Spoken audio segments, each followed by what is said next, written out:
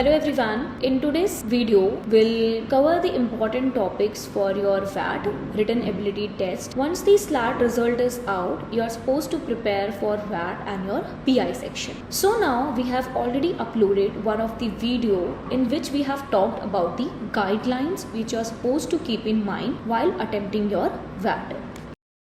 Still, let's have an overview. So only the shortlisted candidates will be called for VAT and PI section. So VAT will consist of 20 marks in which they will be giving you 2 or 3 topics from which you will be selecting one of the topic as per your choice, and the word limit will be around 350 to 500 words. Time limit will be 30 minutes. So we're still waiting for the more guidelines, more updated guidelines for Symbiosis University. So let's see what will be their guidelines. Now moving forward, so let's see what are the topics which we have decided for you. The first topic we have figured it out is sedition law. So sedition law was in news, we have already seen, and akin to this we'll see how this is violating our freedom of speech and expression, which is our fundamental right under Article 19. So if this topic is given to you, so first of all you will explain what is sedition law, what are the landmark case, if you know you can mention that, what is the present situation, and what are the pros and cons to this.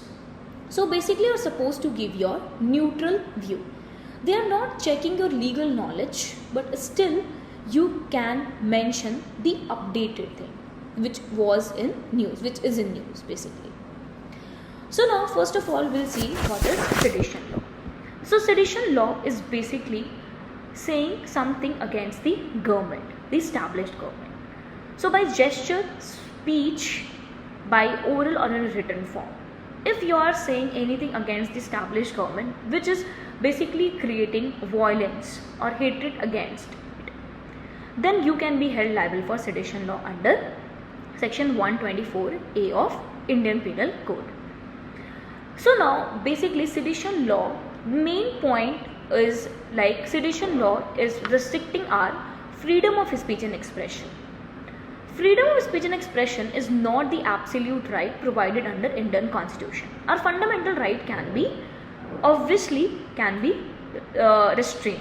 It's not an absolute right, but reasonable restriction needs to be there. So that's the reason we are trying to maintain a balance, we are trying to strike a balance, but it seems to be impossible, difficult. So again, when this law was challenged, so Kedarnath Singh versus State of Bihar was the landmark case in which actually the constitutionality of this case was upheld, and it was said that Article 19, 14 and 21 को ये basically violate नहीं कर रहा है. So but still police authorities अपना arbitrary power exercise करते हैं and basically they are arresting if you are saying anything against the government. We don't have the fixed definition what will be the sedition, what will not be the sedition, what will be covered or not. So again it depends upon the court and to decide. So now present situation फिलहाल के लिए तो the case is that Supreme Court asked the central and the state government not to register any fresh case and continue the investigation or take any coercive action under this particular law till they are re-examining this law. So now let's discuss what are the pros and cons to this particular law. So basically in pros we have listed out some of the points and cons we have listed some of the points. So pros you can keep in mind that basically it preserves the national integrity. So if you are saying anything against the established government, you will be punished. So think before you speak. So it may cause the public disorder also. To stop this, we are having this particular law. So if you create a hostile situation, so like for example there are certain areas in our country that faces hostile activities and insurgencies which is being created by the rebel groups like Maoist. So now if such things are there, then again there can be a punishment. Then again the next one will be contempt. So if you are saying anything which is actually ridiculing the government, so again you can be punished. So in the same way we are having a contempt of court, so there can be contempt of government also. Now let's see what are the cons to such law. So first of all, this is again the colonial law which suppresses our right. This law came into picture when Britishers were controlling us And if you say anything against the British government, they wanted us to silence. So that's the reason this law was there. This law is also considered to be a vague law because the terms has not been defined clearly. What do you understand from like disaffection? What is the what are the circumstances which will fall under the disaffection? So again, this is considered to be a vague law, inconsistent with international commitments also. For example, India has signed various international treaties, covenants, including International Covenant on Civil and Political Rights. So all this basically protect our freedom of speech and expression. So again, this law is basically curtailing our rights. Again, this is considered to be unnecessary provision because we are already having certain laws like Unlawful Prevention and Prevention Act 1964, which actually criminalize disrupting the public order and overthrowing the government with violence and illegal means. And apart from that, we're already having section 121A of Indian Penal Code, which punishes if you conspire to wage war against the government. So again, this is considered that we don't need section 124A. So these are the main reasons. So why this particular law should be removed and why this particular law needs to be there. So let's see if they'll be able to strike a balance or this will be completely removed. So you have to give your neutral view only. Now the next topic will be marital rape. Again, we have seen that Delhi High Court has given its split verdict regarding the marital rape. So till date we don't have any law which criminalizes such act. So first of all, let's understand what is marital rape. So after the marriage, if a husband is committing a sexual conduct by force or by physical violence on its own wife, this is basically not considered to be a rape. So now, but there is a section 375 of IPC which actually defines the rape non-consensual sex. But you know what? There is an exception to this. Like if wife is below 18 years and then you are having a sexual intercourse, then of course the husband will be held liable. So recently, basically the amendment was also done. Independent Thought versus Union of India.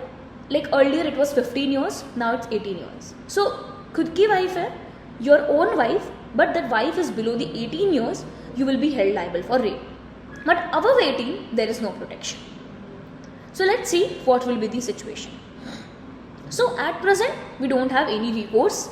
Yeah, but wife can approach under section 498 of IPC and Domestic Violence Act 2005, which actually deals with cruelty. Okay, so it basically protects the victim's right for sexual conduct. So now what are the pros and cons?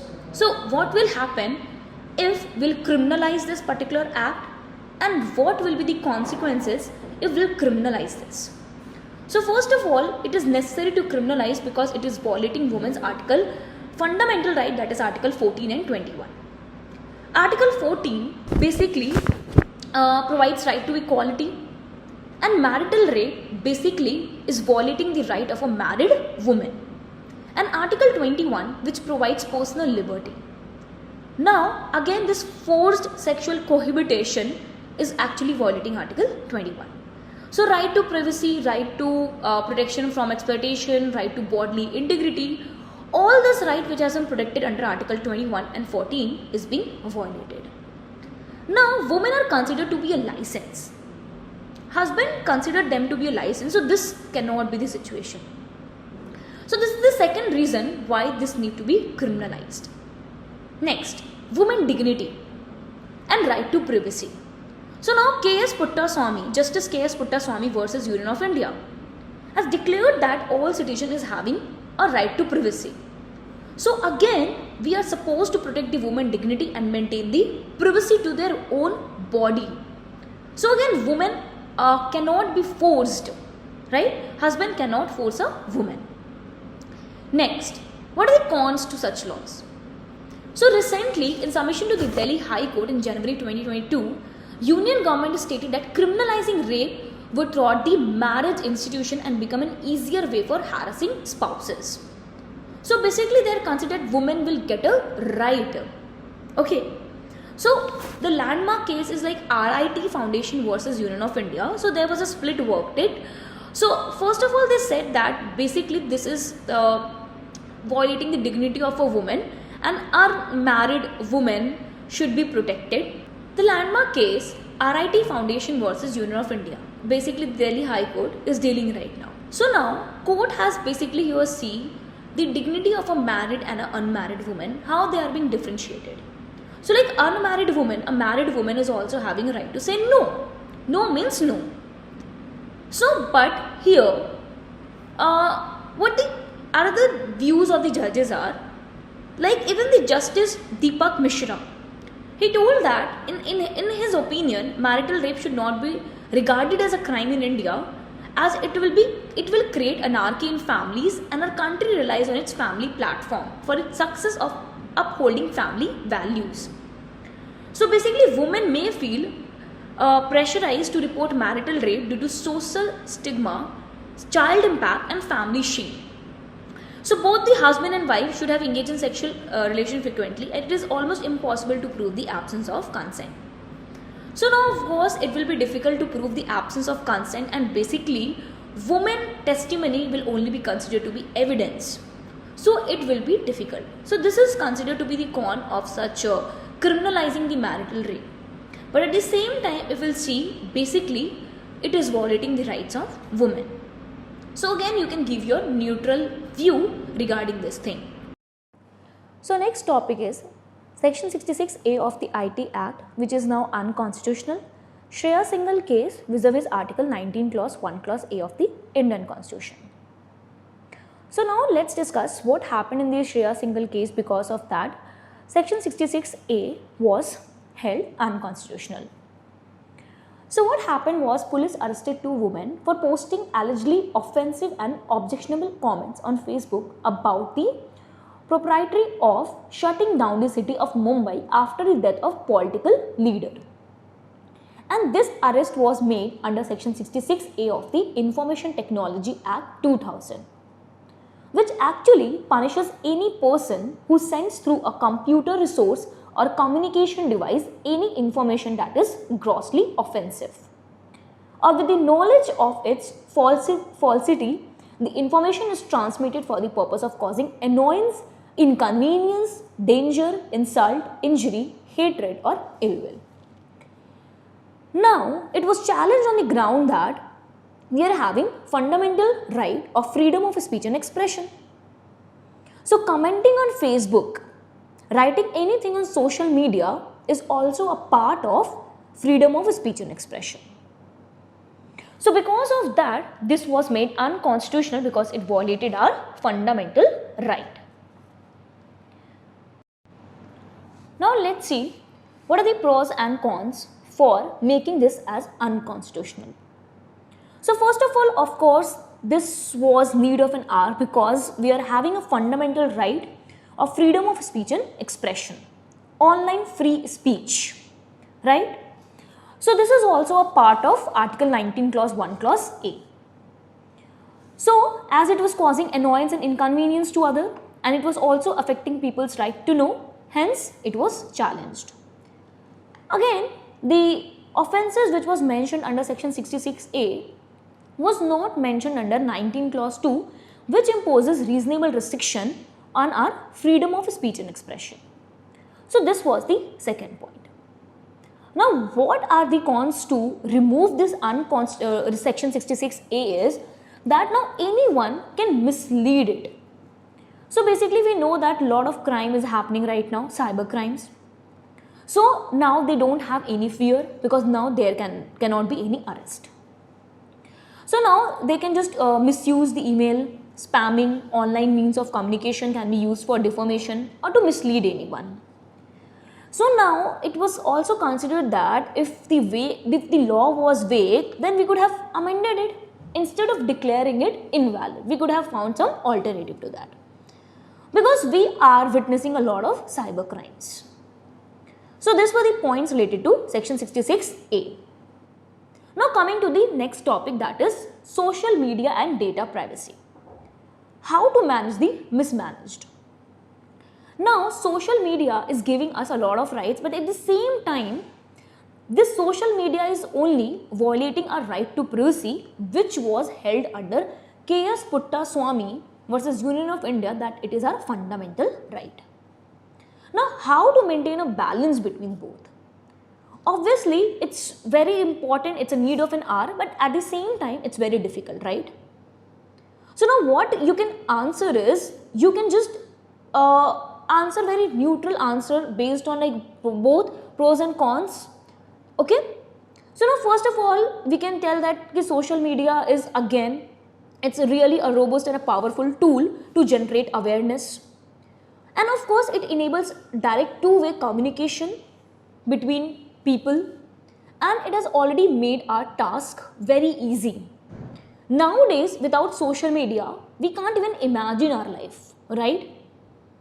But at the same time, we know that and this social media is only violating our rights, our right to privacy.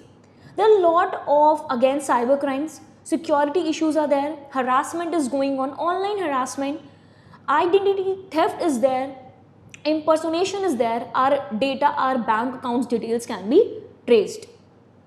So because of all this thing, it's getting very difficult because our data is being taken away. So now it's a need of an hour that this mismanaged needs to be maintained by a proper guidelines, by a proper law.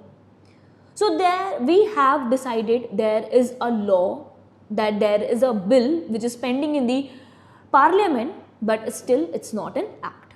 So let's see what will be the decision. So next topic will be reservation. Reservation for EWS. So it's helping the society or it's not helping the society. Let's see a way forward or not.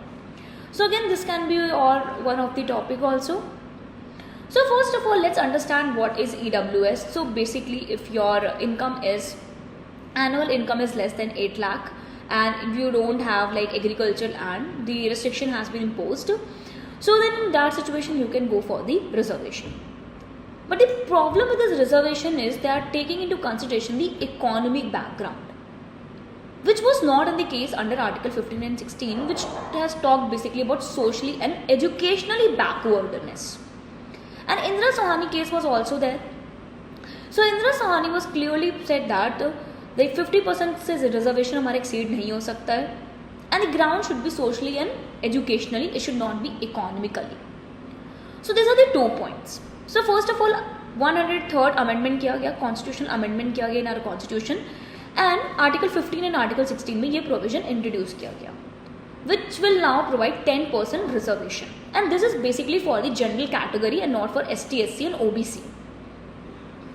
Now what are the pros and cons to this?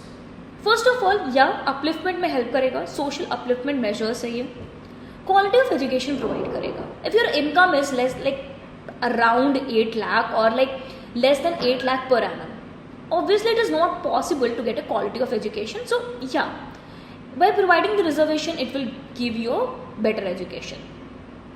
The second thing is about the cons, that obviously it has exceeded the 50% threshold which was created by our constitution and the Indira Sahani landmark case. So now this is determining economic backwardness, which is actually in violation of Article 14 and 15, which says that socially and educationally backward होना चाहिए, ना कि economically backwardness होना चाहिए. And yes, ये reservation को encourage कर रहा है. So earlier it was 50%, now it has been 60%. So day by day, so basically it is affecting the society, right? So yeah, the next ground is lack of level playing field.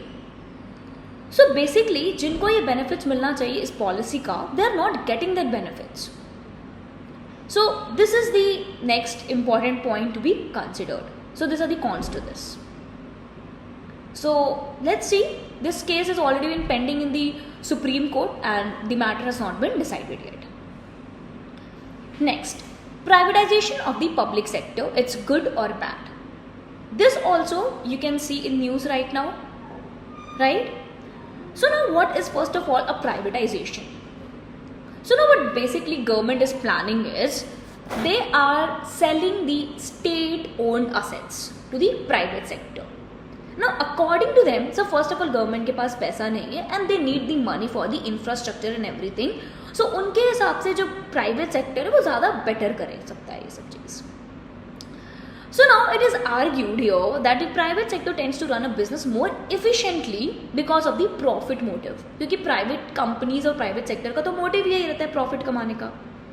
However, at the same time, it has been criticized that private firms can exploit their monopoly power and ignore wider social cost. So, government का main purpose रहता है society benefit और private sector का main benefit होता है to earn money.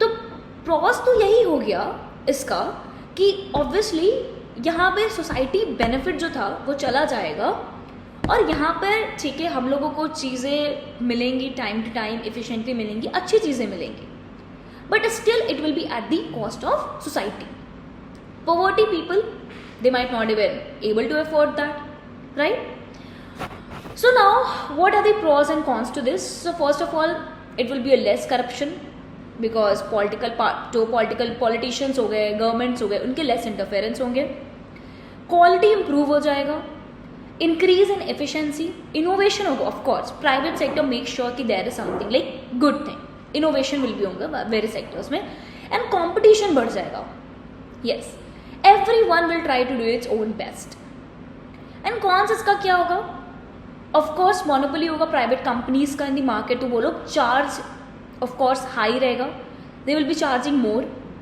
Public interest जो होगा वो खत्म हो जाएगा because they don't think about the public interest what is their motive is to earn profit so again this are the points which are suppose to keep in mind if there is a topic like that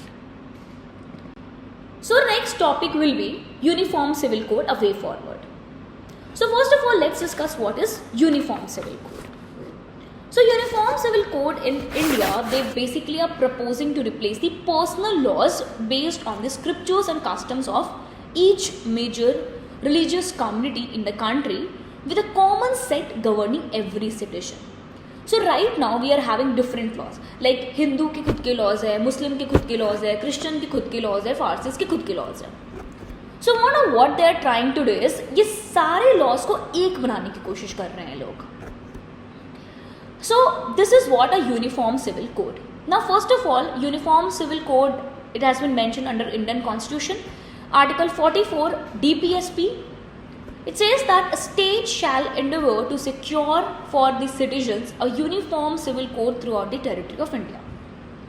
It is not enforceable. To make this enforceable, the states are supposed to make a law. And the Goa is the only state right now which has actually enforced this particular UCC. Okay, so now what are the pros and cons to this? So first of all, it will provide equal status to all citizens. It will promote gender parity. Men, women जो distinction किया जाता है वो भी खत्म हो जाएगा, right? Equal status रहेगा सबका. It will again support the national integration. So now again all Indian citizens are already equal before the court of law, whether it be a criminal case or civil case, except personal laws. So ये national integration promote करेगा. So all citizens will share the same set of personal laws. तो यहाँ पर discrimination की जो बात होगी वो खत्म हो जाएगी. Next is bypass the issue of reform of existing personal laws.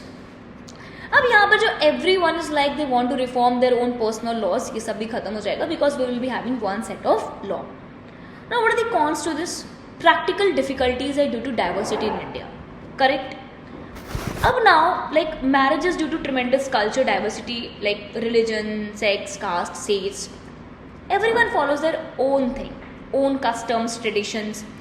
तो ये सब चीज़ थोड़ी डिफिकल्टी होगी. इम्प्लीमेंटेशन में बेसिकली प्रॉब्लम हो सकता है. जो रिलीजियस फ्रीडम है उस पर इंक्रोचमेंट है. यस, क्योंकि we are a secular country, we are having our own right to follow our own religion. So UCC एक इंक्रोचमेंट होगा हमारे रिलीजियस फ्रीडम पर, राइट? सो हो सकता है कि ये सबको पसंद ना आए. Next is interference of state in personal matters. अब कोर्ट्स इंटरफेयर कर रहे हैं, स्टेट्स इंटरफेयर कर रहे हैं. So again this might be considered to be like violation of our freedom to exercise the religion which has been provided under the Constitution of India. Of course, the religion thing is very sensitive. You might have witnessed a lot of cases also. So religion के against कोई भी कुछ सुनना नहीं चाहते हैं. So again, this is the next important thing. So obviously it will take a time to reform. It is not a one-day task, because we can see the lot of issues goes in our country, like whether it be like love jihad, or whether it be a hijab issue, whether it be a triple talaq, Sabrimala temple. So religious matters को लेकर it's like always our country been in a difficult situation. So let's see what will be the way forward to this. So you can give your neutral view regarding that also. And today's last topic which we'll see is death penalty. Whether the death penalty should be abolished or not.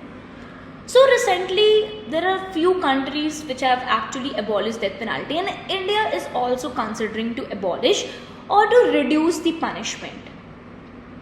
Okay. So now let's see. So first of all, death penalty is also known as the capital punishment, and this is one of the heinous punishment, the hardest form of punishment which is being available. Correct? So now this death penalty is first of all considered to be violation of our Article 21, that is right to life and personal liberty.